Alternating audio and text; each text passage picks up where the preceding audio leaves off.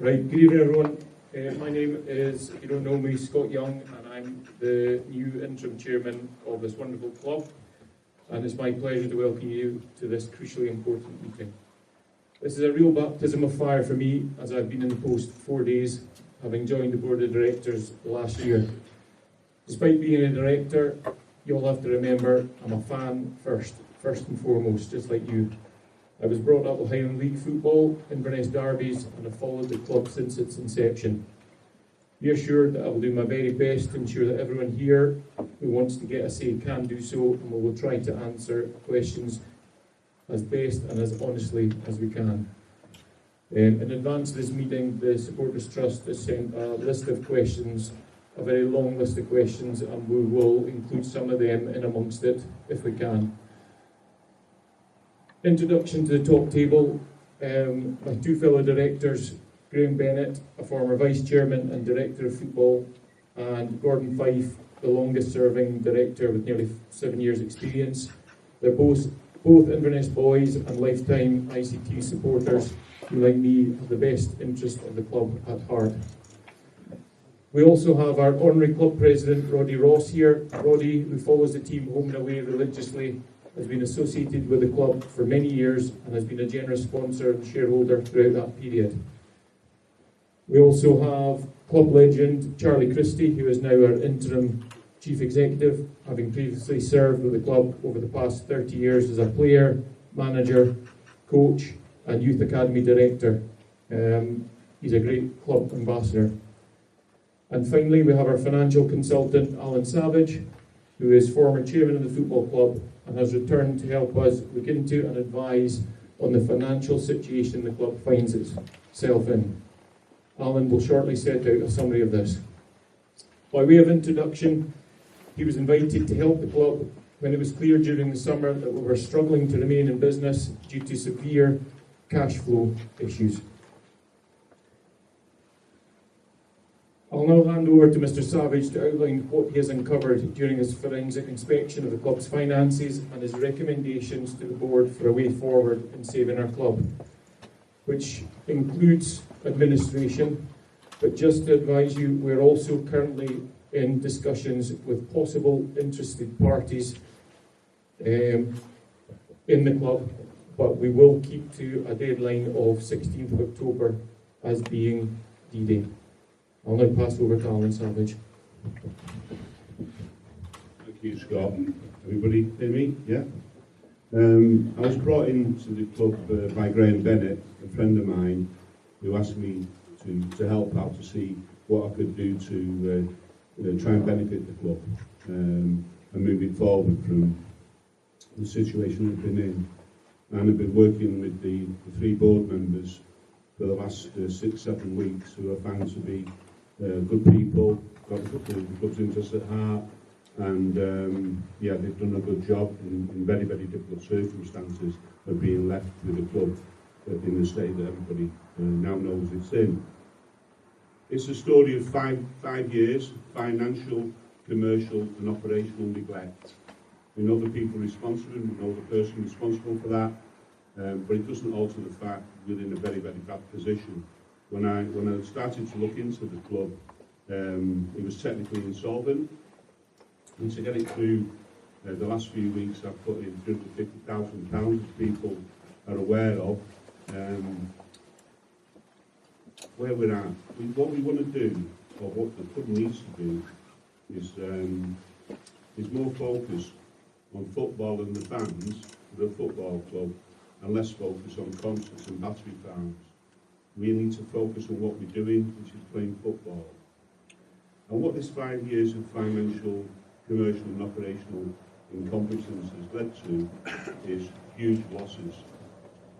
The headline is one of the first things I found out with the management accounts for the 23-24 season is a £1.7 million loss, which is unbelievable for a football club of this nature. We've got a predicted loss for this season of 1.2 million. It cannot be sustained. And it hasn't been sustained over the years. People have put loans into the club, which are not really loans. It was to prop up the club and stop it going into becoming insolvent. We've got disillusioned fans, quite rightly, people not being looked after, not being told anything by the chief executive officer, if that's what you want to call him. We've got a situation, we've got £3.42 million worth of loans, which I believe is money that kept the club going, and people who loan that money, in inverted commas, could never ever be expected to be paid back. The club will never make a profit in that sense unless it finds a Ryan Christie selling for 20 million. But yeah, we've got to be realistic. We've got litigation and threat of winding up by Scott Gardner. You can't believe that. He's trying to wind the club up to get £70,000 back of loans that he supposedly made to the club. £50,000 of those loans were to the concert company, which is like a completely different story. And as far as I know, it's nothing to do with what the football club should be doing. But the football club should be playing football, developing a youth academy, and supporting the kids. We signed a Puma deal that lasts 3 years, £125,000 a year. We only need 60,000 quid for the kid. Why is he signing £125,000? And where it's left the club is it's on the brink of administration. Yeah? If it had gone and no money had been put in for the last few weeks, it would have been liquidated. And if you go through a liquidation, you've got no control over it. If you go through an administration, you've got some control over what happens to the club. You can work with the right administrator that we've talked to, and you can get the club through this problem and make it clean, rid of all these loans and debt, rid of all the litigation, rid of Pumas, rid of Scott Gardner thing. So we are where we are, and I've been brought in to tell you guys the truth, and that is the truth.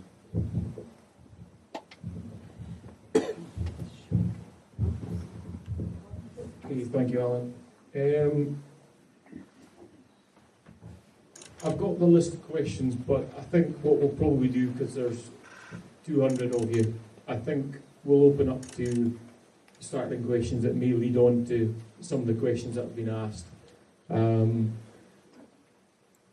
I think we'll really just take it from there. We've obviously said not an awful lot, but we've just told you where we are as a club at the minute. So,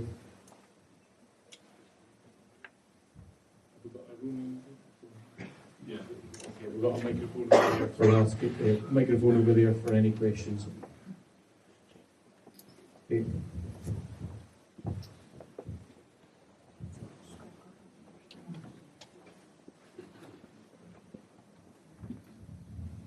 Firstly, thank you to Alan Savage. Secondly, Alan hinted at administration may be the best way forward for the club. If he really believes that, I wonder if he would just say that.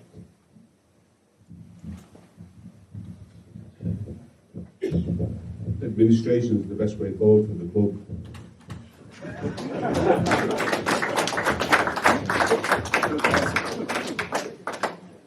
Yeah, just a simple question. How was our former CEO, Scott Gardner, how was he allowed to basically run unchecked for the past 5 years? Because it sounds like he's done a lot of damage to the club and wrapped up all this debt.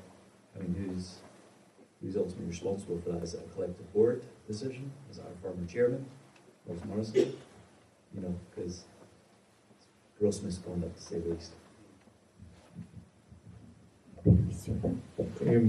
Obviously, I've been on the board for about a year, and there have been mistakes made. I don't think I'm going to sit here and say there haven't been mistakes made. The board, and certainly since I've been on, work on what we're told and advised by somebody who is working here full-time and is Chief Executive Officer. Now, sometimes we were told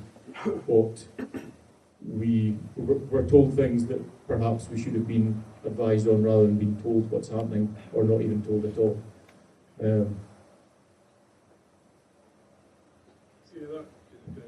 that's a fair summary. I joined the board 20 months ago after being off it for 5 or 6, 10 years. And coming back to the first board meeting, the second board meeting, I knew it was a change club. The responsibilities were not what we used to have, and they were quite successful. The chairman and the chief executive had a great relationship, and they relied on them. And I think, if I'm being honest, the chairman put a lot of money into the club, and he was let down with Scotland, and there's business up in it, to be quite frank. Does that answer your question?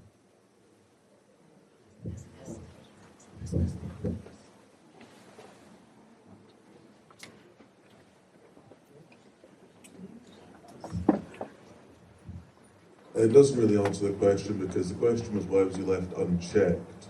Why didn't you see these year-on-year losses and think, oh, let's look into this ourselves? Why did you just leave him to carry on with these year-on-year losses? Well, as you say year-on-year, I think year-on-year, I'm back 18, 20 months, I think Scott's just about a year. So I think you're asking the last 4 or 5 years, as Alan said, 4 or 5 years. I looked at it today in 2017-18, we lost 780,000. In 2018, we lost 890,000. They are year-on-year losses.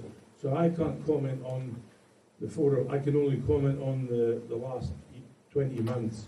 And as I said to you, yes, he wasn't checked enough, 100%. And as the 3 directors left, we have to be responsible to a certain extent for that.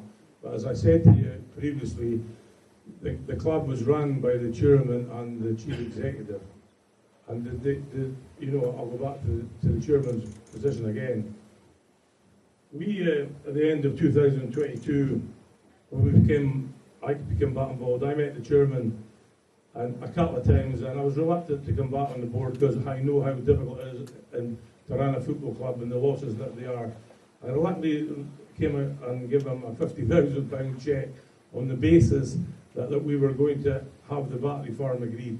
And to be fair, I met ILI and the guy, Mark Wilson, is it? He said to me, it's a no-brainer, Graham. We've got Dundee, we've got Kirkcaldy, we've got everything else. There's money in the bank. Reluctantly I came back. And we did that. And I always look back, and I looked at the dates today. On the 8th of February this year, we were granted permission from the club at 3 million. And did we build our business on that? We did. Were the directors naive? We were. I invested money. I'm down for £100,000 this year, as a supporter of the club, right? And I thought with a banker we were getting that battery farm. And hopefully one day it'll still come out. But back to your point, January 8th, February 8th, we're granted permission with £3 million in that bank that day, with great plans for the club. 4 days later, I got a phone call from the chairman saying there's a guy from Fort William and a guy from Croy, 2 councillors.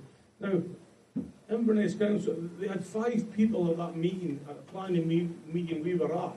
Why did they not stall the meeting that day and say that's not a good look for Inverness? I still don't understand it. They went ahead with the meeting and voted 3-2 for Thistle to get the battery farm. That's fact. With £3 million in the bank. I'll be honest, I sacked the lifeline out of the club 4 days later, and we lost all that money. So that's where we are anyway. So to answer your question, no, we didn't have control of them. And as directors, we have to take responsibility, and we are now, and I'm 100 grand down now. You know what I mean? Are you happy with that, or do you want more?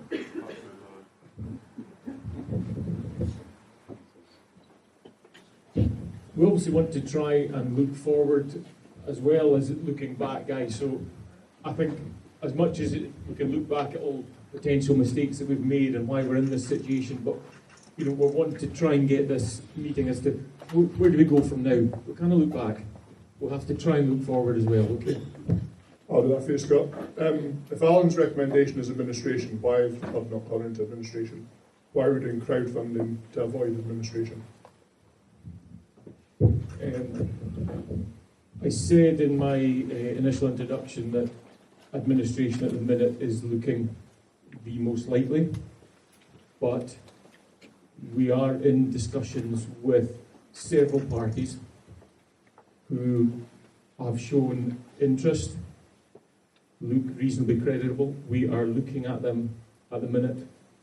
Now, it may not come off, but basically we've given ourselves till the 16th of October.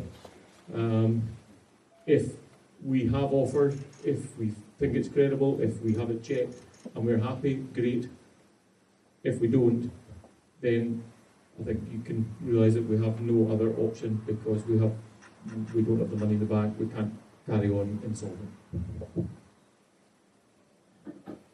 I just wondered, if we are talking about administration, you're talking about moving forward, what does that look like for the club? I mean, for the academy, are we talking part-time football, for the community trusts, for the sports trusts, all these different things? How do you envisage that looking?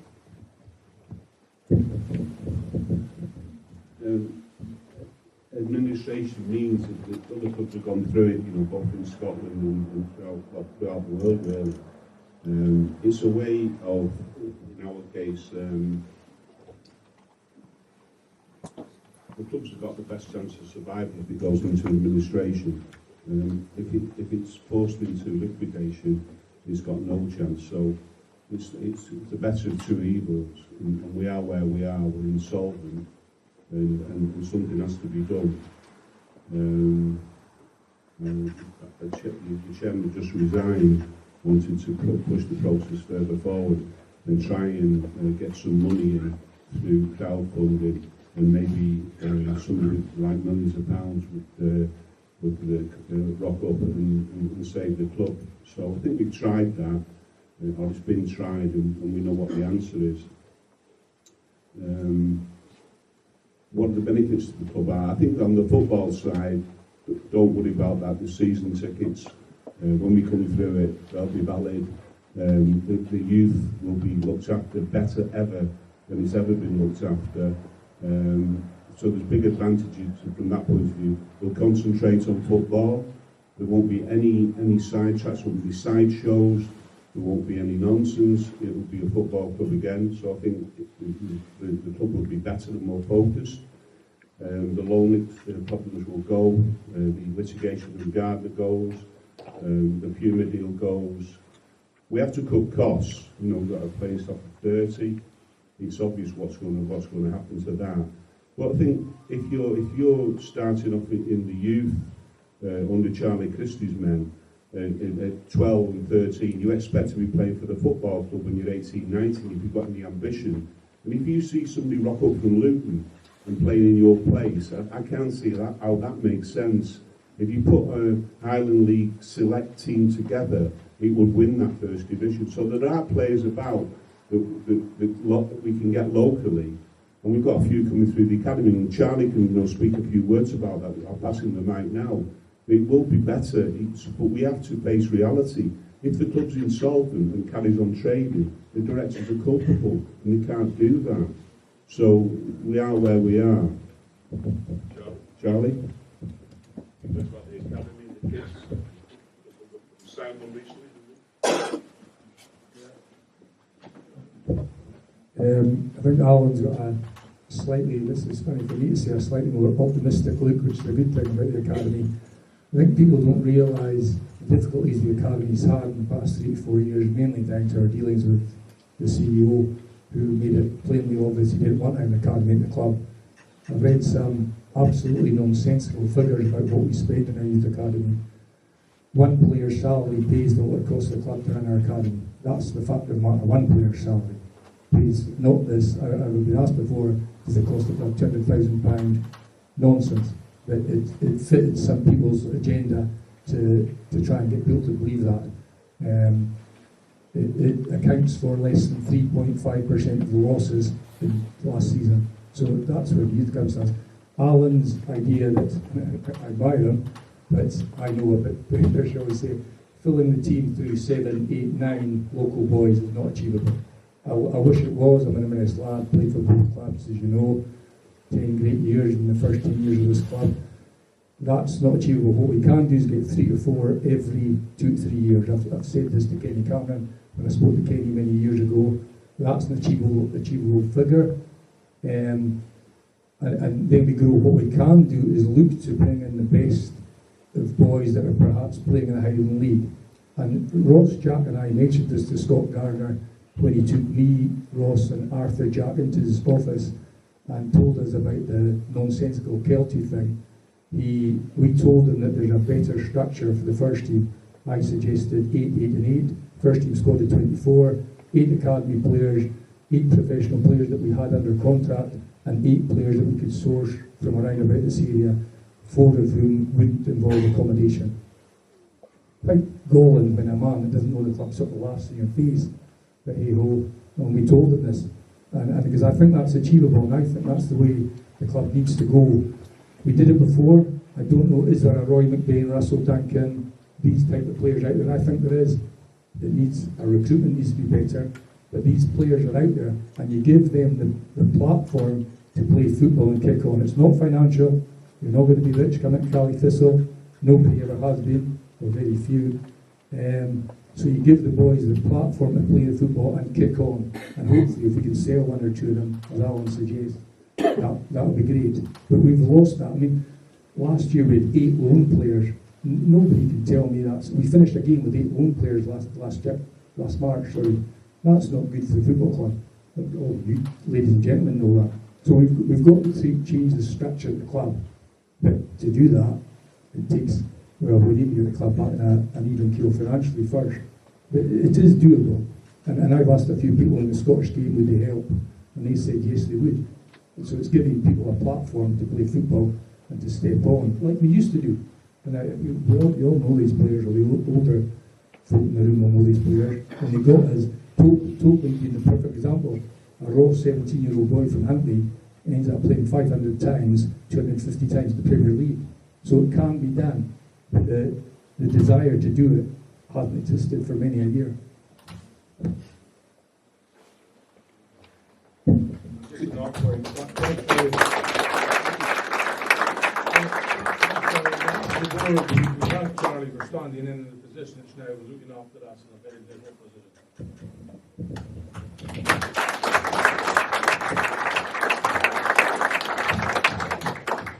I'm just going to hand back to Alan because we've heard of all the benefits of administration, but I think you need to know what potential issues may not be quite so good for the club. People know that if you're going to put cost, then there will be some players that move on, and maybe some redundancies, which we'll try to mitigate. Orion's doing club for Orion. We're trying to find people jobs. We'll try to look after some of the suppliers who may suffer by when the company is sold, by looking after them. So with a community club at heart, we want to do the right things. There are downsides, but I think it is what it is. You can't build a lily. We're in a mess. We know why we're in a mess. 5 years of neglect, and we have to face up to that. And I think the key is to go into administration in control, which I will be, and I think that will benefit the club if we do it in an orderly fashion.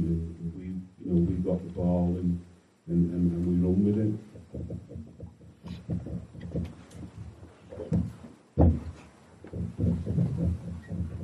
Before we move on to questions, I saw Andrew had his hand up there.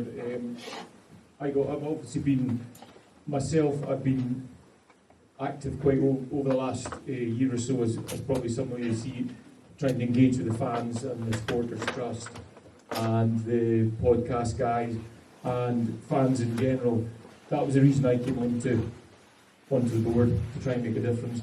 I didn't go on the board to become chairman and have 4 days prepared for a meeting like this. So I got a very productive letter from Andrew and the rest of the podcast, basically just detailing their thoughts, which I'm assuming will be very similar to a lot of the people in here, that in summary they do perceive that perhaps administration is the best thing for the club to take a restock and move on from there. They also made some valid points about potential investors that we were speaking to, and as you can imagine, today is Monday we have 9 days to have an investor in place. It won't be easy, but as interim chairman of the club and with the club's best interests at heart, we have to look at every single option that we potentially have on the table. Otherwise, I don't feel that we're doing our job properly, representing the club and representing you as fans. If it comes off, great. If it doesn't, as a board, as the 3 remaining members, we can hold our hands up and say, I don't know what else we could have done. Okay. Could I ask, Alan, you mentioned in your introduction the £3.42 million of loans. Could I ask, just to have not so much a breakdown, but some clarity over their status, because there have been periods during the summer where we thought that it had been written off, there were periods where we thought that that was no longer going to be the case. I appreciate it's been very uncertain, but if these loans are still active, if you like, what about security? How much of the assets, or which of the assets are security? For instance, are the car parks part of this, or even part of the stadium itself? And as regards the battery farm, is there any prospect, now that the club is no longer in ownership of the battery farm shares, is there any prospect of any revenues from the battery farm coming the club's way? And I suppose finally, administration, would that help any of these difficulties? How many questions are you asking, Charlie? It's all part of the same question. Right, well, give me your first question, I'll answer it. What's your first one? The loans, 3.42 million loans. Have the loans been written off or not? Because the understanding was for some time that they had been. Right, the loan figure moved from 3.2 to 3.42 during the last few weeks when something fell out and was work on the 24 end of the season end. It's an accurate figure now. And I think all the people with the 3.43 million loans want to equitise them, want to convert them to equity. However, there's not enough unissued shares for that to happen, so there's got to be a discussion around that. There's also talk when the battery farm, if it does go ahead, and the decision on the battery farm should be the 26th of November. The reporter was up a couple of weeks ago. I've been speaking to the local MP who pushed the cause for the club after I asked him to, and there's talk that somehow, don't know how, that the 3.42 million worth of loans will be paid back, or some of them, through if the battery farm goes ahead and the 3.4 million comes in. So I'm a bit confused about that. One of the benefits of administration, I've asked questions through my, when I've been looking into the forensic side of the accounts and stuff, and I've asked questions that have not been answered. But when an administrator comes in and asks questions, they've got to be answered. So you'll know the exact answer to what's happening to those loans. Jim Faulkner. I'm down with the very back here, so. Alan, two quick questions. One, this crowdfunding, which is great, it was super, 70,000 nearly in less than a week, great, but what happens if we don't make the 200,000? Does that mean the people don't get paid at the end of the month? And secondly, administration is going to cost money. Who's going to pay? Can we afford that? We can't afford that. So we keep switching the mic off. Good question. The second one's a good question. At the moment, I think I can afford to put some more money in, and I can get it through the administration process. That's going to cost me about £300,000. Well, that's my limit. I think I've done a fair shift, done a bit of heavy lifting. So that's my view. We'll get through administration, and it will cost something like probably 400,000 or 500,000. And we've got some money in the bank at the moment. And going back to the crowdfunding, that will be used as part of that process. You can't go into administration with no money. And what they want to do is have an outcome. Administrator doesn't want, because if there's no outcome, it's a liquidation. So the outcome is that we come out clean and somebody pays to go through the administration process, which I'm prepared to do. And hopefully people that are reluctant to put money in because of the club, they don't know where it stands, where it's at, you know, whether it's going to go bust or what. Then people get an assurance when it comes to administration that it's a clean club with all the problems of loans, etc., litigation, puma deals are off the table, and we move the club forward as a football club. That's where we stand. Does that answer your question, Jimmy? That's right, thank you. Cheers.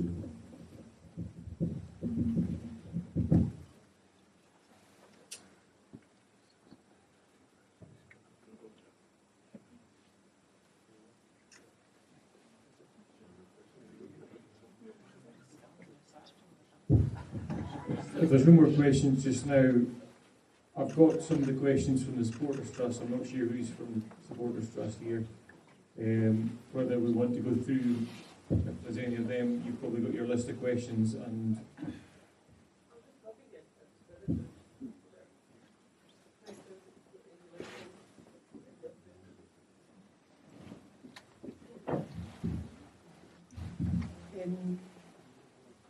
first of all, thanks for having the meeting tonight and being so honest to the board and to Alan. It's really good really to know where we're at. I think one of the things that over these years, and we all know that there's been an issue, has really been the fan engagement. I think we've lost, we've chased, the big pounds, but we've not had the player sponsors, the hospitalities, the fans events, the meet the players, all the things that all of our kids grew up. It was very much part of their lives, and I don't know some of the team currently, far less, the kids about town. There was an awful lot. We were really a community club before, and I think that's something that over these last few years there's a common theme that really we lost, and certainly as a trust we completely lost dialogue with the club until such times as Scott came in to sort of fill that void. But prior to that, we had really no relationship with the club whatsoever for a lot of space of time. So it really is just, not everybody's got millions of pounds, but we've all maybe got a few pounds here and there, and everybody wants to try and help. So are there some sort of things that we can get back to doing, like some player sponsorship and things?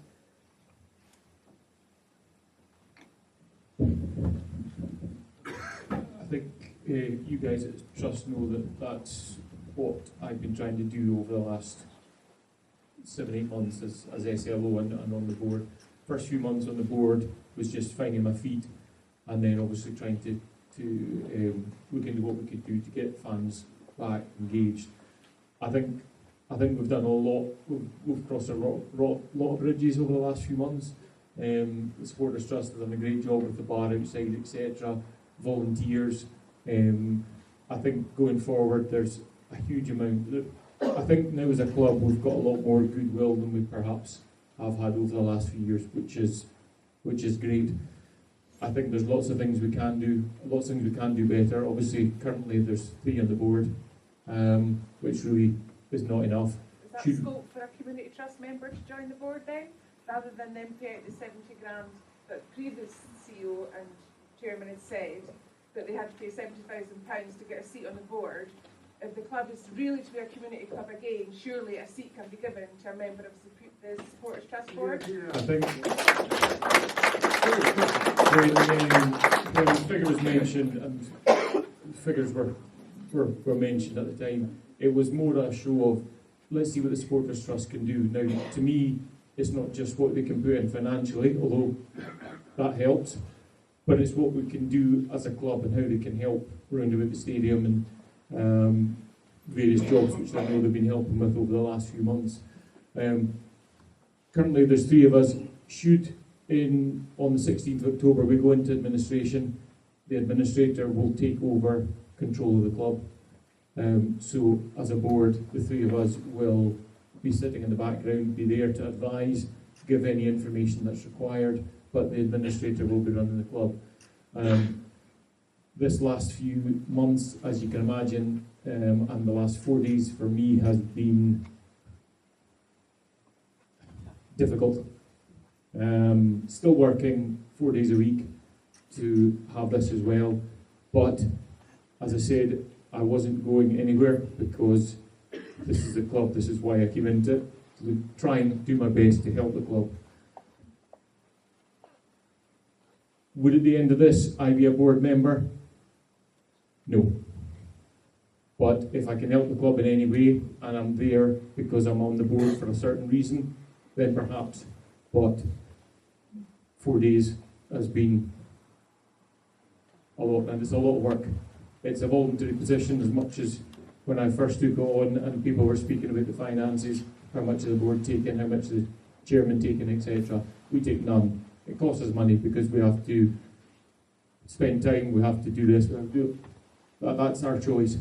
But it's a very, very difficult position at the minute.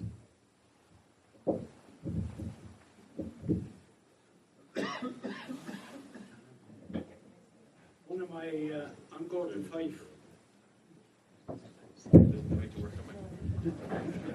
I'm Gordon Fife, one of the 3 directors, and one of my jobs as a director of the football club is to serve on the community trust, Inverness, Caledonian, Thistle Community Development Trust.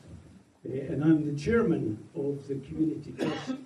Now, there was a question, what happens to the community trust if the club goes into administration? I've got 100% confidence that the community trust will continue to operate as it does at the moment. It's a charity that operates completely separately from the football club, where I like to think we're the bridge. The community trust is a bridge between the football club and the community.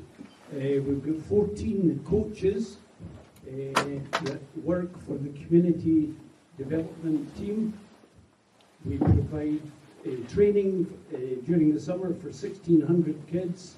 The players come down, the kids love it, they wear the Cali strips.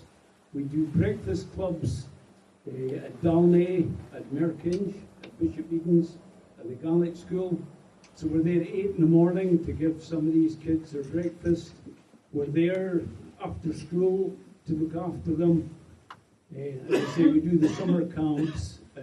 We've got a £1 million project at Inverness Royal Academy to build a community hub, and that'll be the base of the community development team, where the walking football, where the the women's football, para football, we provide training for para football. So the community trust is a shining light. I would say that as a chairman. But there are positive things. We do great work. We have memories meetings the final Friday of every month, when we get 50 people coming into this room to remember the great days of the Highland League in the early days. So the community trust is a shining light in our community and will continue to be that shining light. So stick with us and be assured the community trust will live on and do a great job for the club, working with the club when we go forward. Thank you.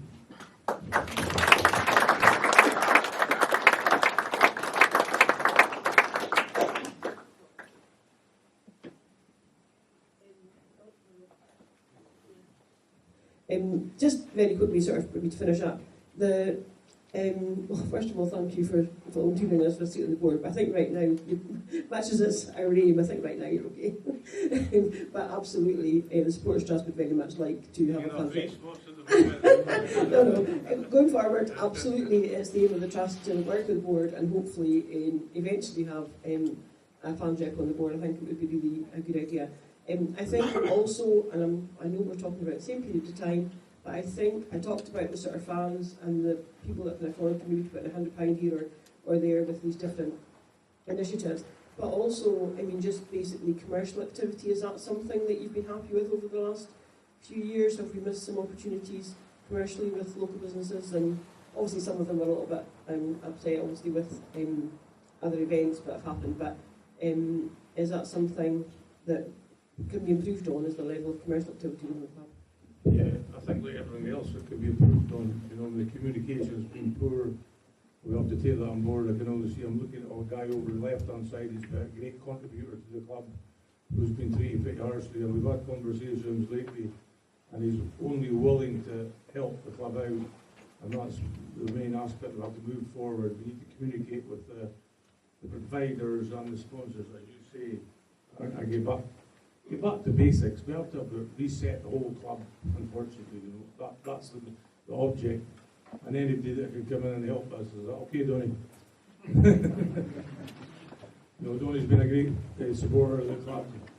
He made it quite frank to me what he thought how the club was being run, and I've taken on board. And I tried to speak to him. I phoned him today to give him a breast of what the meeting's going to be about. So we need to communicate, as you say, more with all the people that support the club. It's been poor.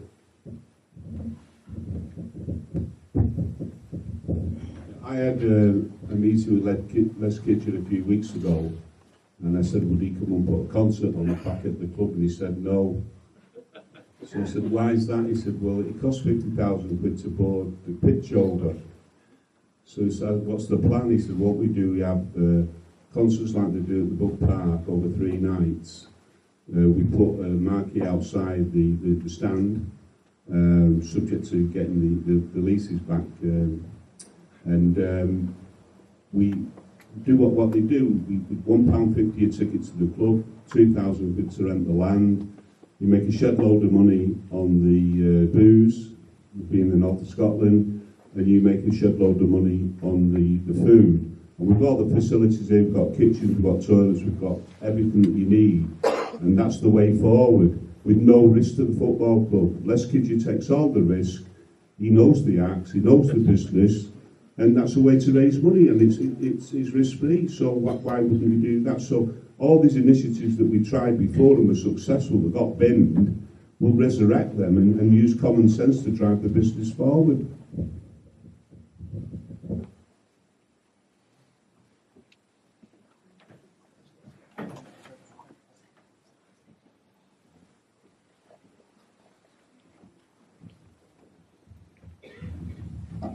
Hi, yeah, just to clarify something about the crowdfunding stuff. Jim obviously mentioned it earlier, and I was kind of reassured to hear Alan saying that that money that's been raised so far would be really useful, be vital potentially in the event of administration.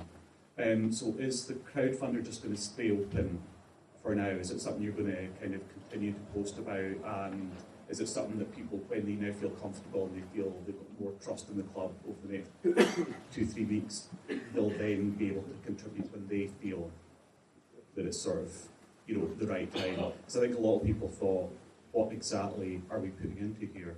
Crowdfunding is a kind of one-time deal. You know, it's not something you can keep going back to. So I suppose I'm just kind of saying, are you going to be able to reassure people that if they've already given money, then it will absolutely be something that can really help the club, whether it's administration or whatever happens, and that they will be able to contribute, they will still have the opportunity to do that, the same fund will still sort of exist after administration and they can keep contributing then? Yeah, Andrew, hopefully we've been honest enough to tell you guys where we are.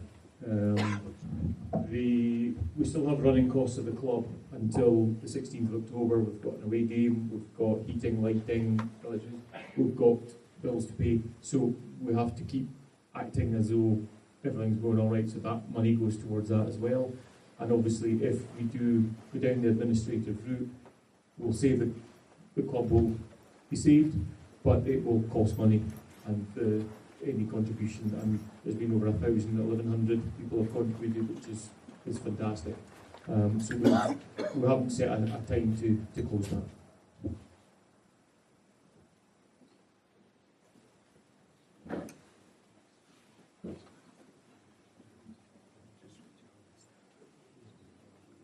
Yes. Should the administration go well, who would then own the club, and who's going to run the club? Alan.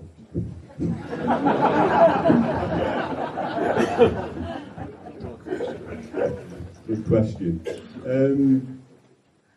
What we need to do is get into some clear water, you know, get rid of this turbulence. I think, you know, I spoke to some of the grain put me on to, he delegated it to me, grain, a guy from Holland over the weekend and sent him some information, and he's got some investors that, you know, could possibly get involved.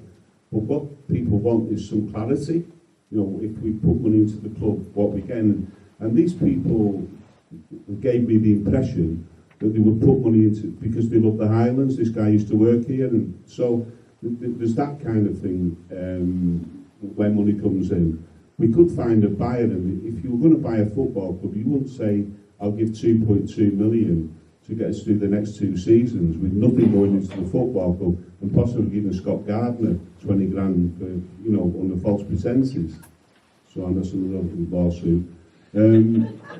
So it would be clean, and my mission is, whether you like it or not, I'm going to stay with the football club through that process, and we're going to introduce proper governance and accountability to the football club, and that includes, members of the trust on board, and just sharing, the success and the problems that you have, because these 3 guys have been under tremendous pressure. It didn't help, that Alan Munro resigned a week ago without telling anybody. It doesn't help when Palace jacks it in, a few days before the meeting and leaves Scott, who's doing a stoic job, at the helm. So I think these 3 guys need thanks for what they're doing, and I'll get it through the administration process. I can't guarantee success because nobody I'm not in that kind of control, but I'll give it my best shot, and I can give it a few, 100 grand to get it through. That's all I can give. And if I wasn't here, it wouldn't happen, right? But I owe the community. I love the Highlands. I love the people. My bestie mate is Graham Bennett, who's taught me into this. So, I'll get him after around the bike set to give him a kicking. Okay.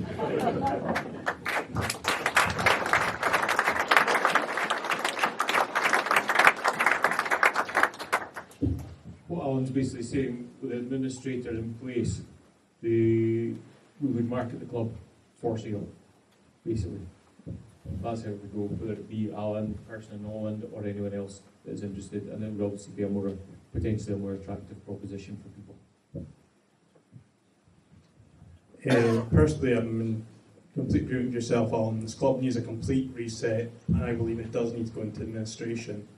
But if we do find an investor at that point in time, it needs to be the right investor. Kitten McQuana was not the right investor for this football club back then, and he isn't now. He didn't provide proof of funds at the time, and the fact that he couldn't is a surefire sign that, again, he is not the man for this football club. What is his? Could you go into detail in terms of what his plan was for this football club? There's been some rumours that he wanted to build a hotel, an esports arena, all this stuff, which is complete mumbo jumbo. And I think Alan's made it very clear that we need to get back to football first and fans first. Thank you.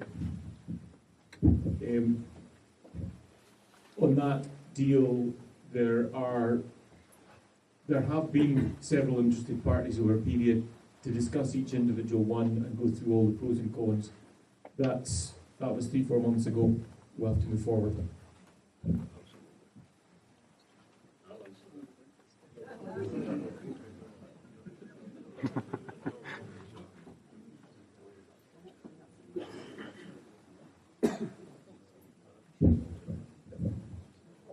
That's about us.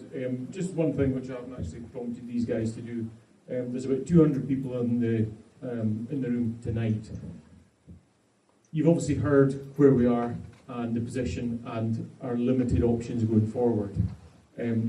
Personally, as interim chair, which might help me make any decisions or us make any decisions, I would like a show of hands for whether, let's just see, and this is just hypothetical, we do get somebody who wants to come in before administration, bearing in mind what you've heard about what administration can do, the pros, getting rid of this.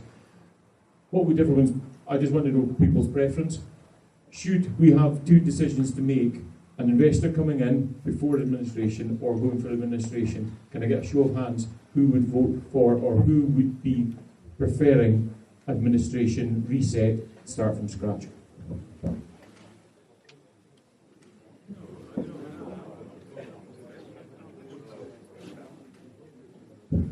Okay, and those who, if we found someone who would take it on and we didn't go into administration, who would prefer that?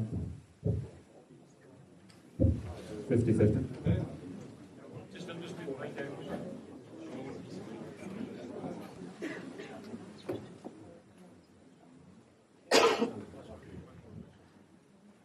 It's really just a football question to Graham and Charlie. All the practicalities of the administration sounds very good on paper, but from a football point of view, we would be top 15 points. We'd be on -6, 12 points behind Dumbarton. We're really struggling. It's not possible. It's possible we might get relegated again. And you guys factored that in, because to be honest with you, what I'm watching on the park is not great. It really isn't great. And I worry that we're going to get relegated again. I'm sorry to say that, guys.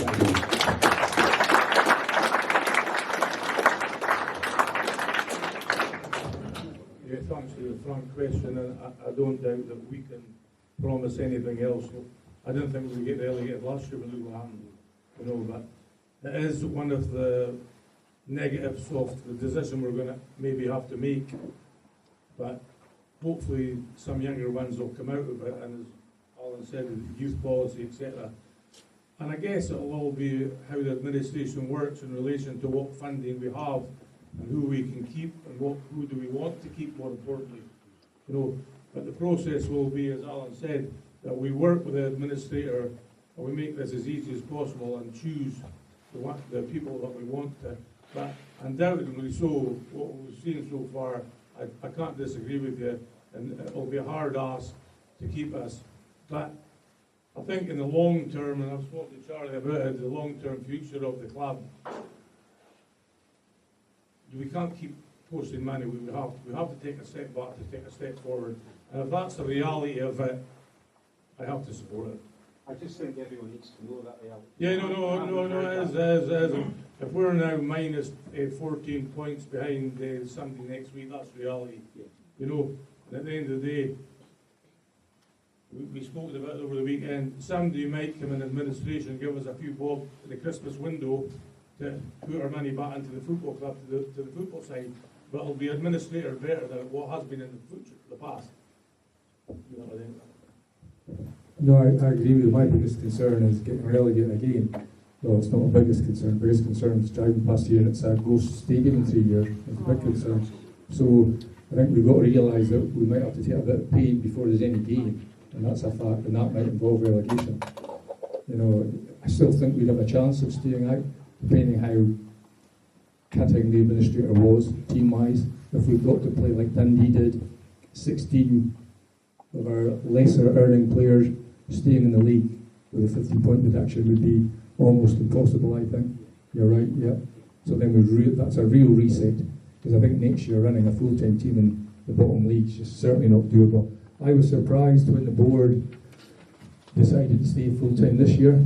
I was on holiday, I think at the time. I was down in Bournemouth, and I got a pleasant surprise. I took my half down because I looked seeing, and I've seen a lot more figures in the past 7 weeks at this football club than I ever did before, and it's been a real eye-opener.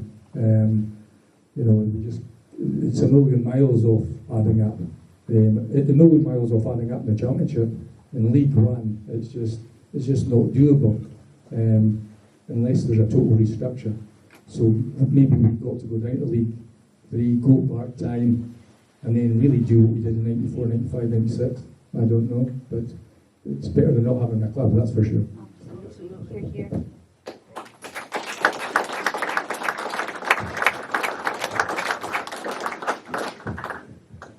With the Puma kit deal, you said it was a 3-year deal. Does that mean it's running out, or is that a fresh new 3-year deal? And how do loans, like what happens to loan deals such as Charlie Riley that just came in? What happens to them if we go into administration? Do they just get cut short, or how does that work? The Puma deal is the one thing I've sort of been dealing quite a bit with. Actually, I never thought I would say the word Puma so much in 7 weeks of my life, but I can't get the sense of the deal at all. It's a 4-year deal signed in May 2024. It's not 3 years, it's 4 years. Takes us up to May 2028. A huge amount of kit that Alan Savage has already said for a league. It's, again, to me, and I've actually done the kit deal at the club many moons ago, so I know what I'm talking about. To me, that excess of purchasing kit. It's incredible. As a championship club, remembering that the deal had to be the orders put in a year in advance, so we didn't ever think we were going to get relegated last October. Well, I certainly didn't. But for a League One club, it makes no sense. So Puma have been I've basically phoned the guys, Alan and myself have phoned them a few times. The next stage is to meet with the hierarchy of Puma. I'll go down south if it takes that, and to try and rip up the deal. Basically, see if they'll revisit the contract. That's the hope. There's a reason why clubs in our league don't go with the top 3 or 4 kit manufacturers, and that reason is the cost and the quantities you've got to order. I mean, you guys will know this. So why we've gone down that line, it's nuts to me, because it's not make the club any money. The idea of a kit deal is to make your football club money, and it's not. And to tie us into it for 4 years is crazy. Going back to the Charlie Austin thing, I'm not going to beat about the bush, so I'm glad you gave me a chance to say this. I was totally uncomfortable with that, to be honest. I don't like, and there's nothing about promoting the academy players, because if we, the academy players, are good enough, I'll be the first one to say that, and they're ready. I'm not saying that some of them are good enough, potentially, but not ready, and you'll know that, because that's football. But football clubs, charity's not cost the football club a penny. So that was the only way I was getting involved in ratifying that deal. If it was costing the football club any money, I would have asked the board not to ratify it. But so it's not costing the club money. And that's been said before by the ex-CEO. I got told our loan players last year, when I questioned Scott in January about footballs to the academy, I was told there was no money. I asked Scott why we could afford to bring 2 more loan players in that same week. I was told that they weren't costing us any money, they were coming to play for game time, and it wasn't costing the club a penny. Ask Alan and myself the invoices we've received, £50,000 to £60,000 worth of invoices from these teams for these loan players. So, but a Charlie Austin is not costing the club money, and you can guess who at this table you can thank for that. With more meaning like the loan players we have currently, how would their loans carry on until whatever day? That would be up to the administrator, so the ministry would decide whether we want to keep them and continue on the deal. The fact she's already been paid for, so the January would be natural to. Right. Okay, unless any final question before we finish up? 2 years, take these 2. Just a really quick one. What I'm taking from what I said here is administration is inevitable, and really the purpose of me being here tonight is to find out what we're going to do the next step after administration. And we've also got a lot of interest here, and probably people here that, probably like myself, that I've not committed anything to the crowdfunding appeal yet. I'm trying to find out, because for the month, the crowdfunding just goes to the administrator, and the administrator says where the money goes. Whereas for the football club, after administration, there's potentially a better opportunity to make good use of investment money.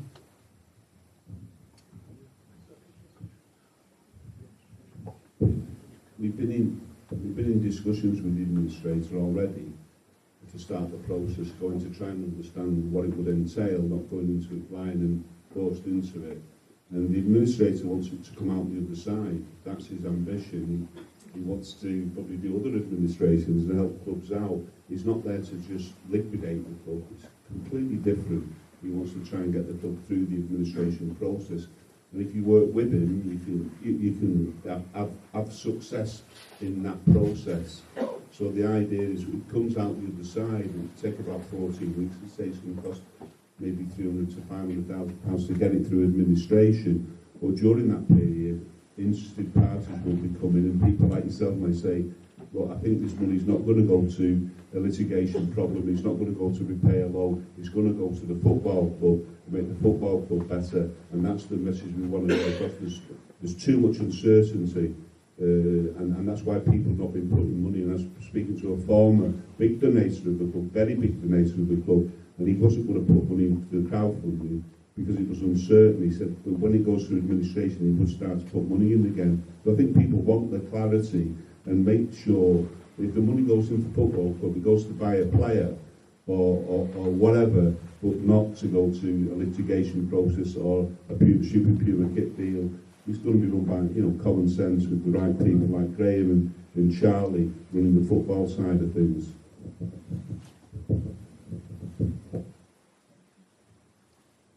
I was just wondering if the club would like to make an apology to previous players like Aaron Doran and Shane Sutherland, who were clearly treated poorly by the club. Arms ended up paying for one of the players' operations. I was wondering if any of you could issue a public apology to them just now.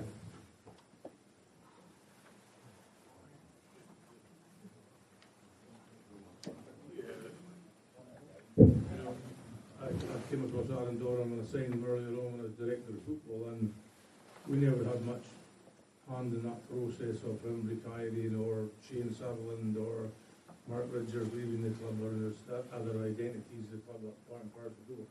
And yeah, we apologise to any player that leaves the club. We've had players that are injured in the past that have left the club, and it was part of the regime at the time that the communication skills again. So I speak to Aaron regularly, and hopefully he gets fits and scores a few goals for staff pay. But I can assure you now, and it's another fault of the club, any past player that's been at our club is more than welcome to come to the boardroom. All the last players, I love more than anything to see Bobby Mann in our boardroom. It gives us a boost to the club. It's hard to fit in nowadays, but you know what I mean? our past players are very much part of our club. And yes, if you as I speak to Aaron, we weren't part of that process, but if you want a public apology, I'll make it. Thank you.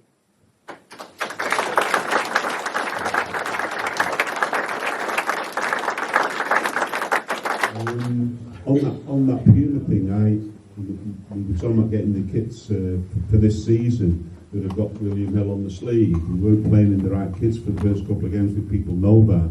So I said to Evelyn, the accountant, pay the 62,000 that was in creditors, and let's get the kit in. And she said, that's for last season. We haven't paid the bill for last season. We had to pay the 62,000 just to get on the Puma board. Then we could buy the kit that we bought, that we were in compliance with the football regulations. So that's what's been going on. Cameron Harper, he went to Carlisle. Carlisle saying they got no money for him, they didn't pay money for him at all. Now he's been a young lad, with Charlie will know this, for I think it was 11 or 12.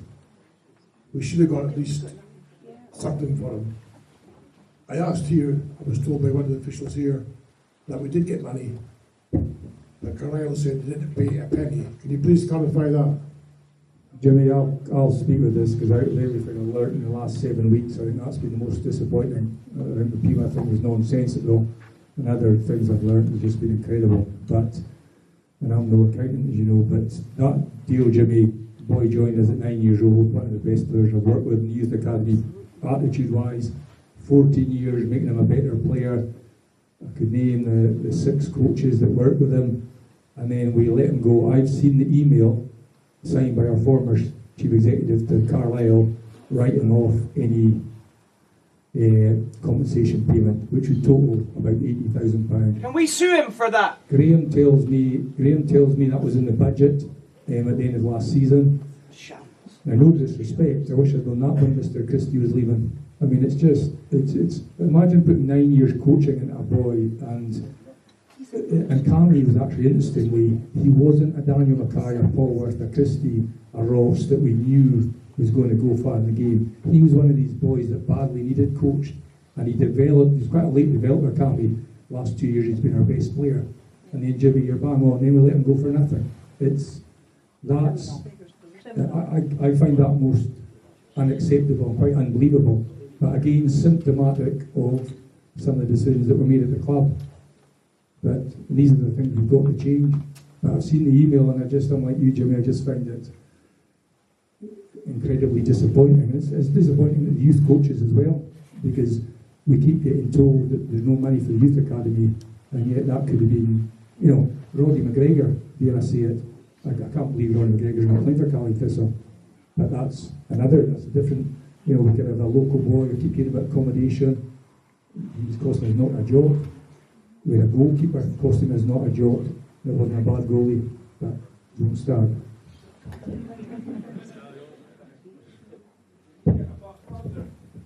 Anybody else?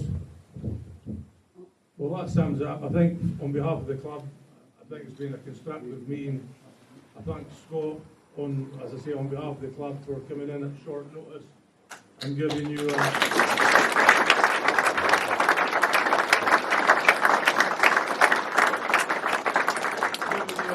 honest resume of where we are. We can't but be honest. And I have to thank my, not my bestie, my acquaintance, Alan Savage. I asked him to come in and help, and he certainly has come in and helped. He's forthright, as the papers know, and I'm sure he's desperate to get us out the other end. And if we all can pull together, I think it's going to be hard for the next 12, 18 months. But if we can all pull together, I think in a couple of years we will rise again. And that's all we can dream about. And I'll sum it up. Thanks very much for coming to the meeting. Okay.